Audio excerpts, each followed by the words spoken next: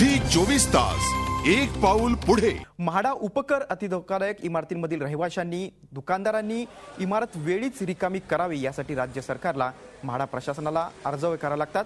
यासाठी गृहनिर्माण राज्यमंत्री सचिन अहिर आणि मुंबई दुरुस्ती व पुनर्रचना मंडळाचे सभापती प्रसाद लाड यांनी अतिधोकादायक इमारतींना भेटी दिल्या। पावसाळा समोर उभा ठाकला असताना इमारत रिकामी केली जावी अशी विनंती त्यांनी यावेळी केली। म्हाडानं यावर्षी 16 इमारती अतिधोकादायक म्हणून जाहीर केल्यात। 100 पेक्षा जास्त कुटुंब आणि दुकानदार अजून सुद्धा अति धोकादायक इमारतींचा वापर करत असल्याचं समोर आलंय। असं असलं तरी ट्रान्झिट कॅम्प उपलब्ध व्हायला म्हाडाकडूनच उशीर होत असल्याची तक्रार यावेळी काही रहिवाशांनी केली।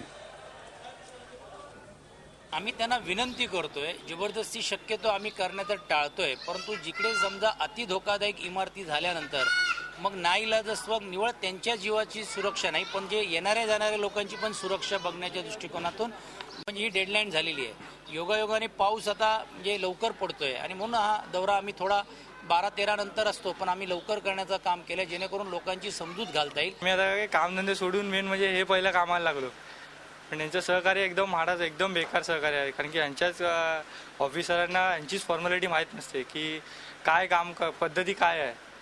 एकाच ठिकाणी 3 डॉक्युमेंट द्यायचे असतात, तिथे आम्हाला 3-3, 4-4 महिने फेऱ्या मारायला लागतात। झी 24 तास एक पाऊल पुढे।